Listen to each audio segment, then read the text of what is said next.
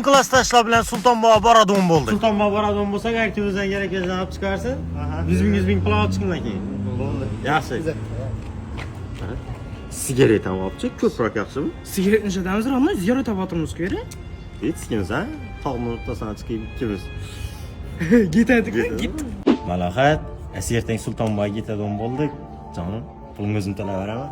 Malahat Nodiraning opasidan so'rab ber, ziyorat topatimiz o'qishlarimiz yaxshi bo'ladi-da, ish qilib bir amallab otishga iltimos sendan. Yaxshi, o'zim gaplashmasam bo'ladi, yolg'iz. Keyin avtobusning orqasidan borib o'tir, yaxshimi? Assalomu alaykum og'a. Avtobusimizda sigaret cheksa bo'ladimi? Bo'ldi, non surib o'tiramiz esa.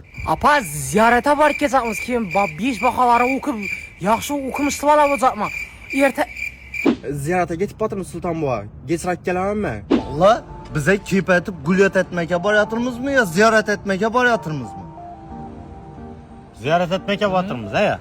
Sen ne? Shuncha sigaret olib chiqibsan. Avtobusga o'tir.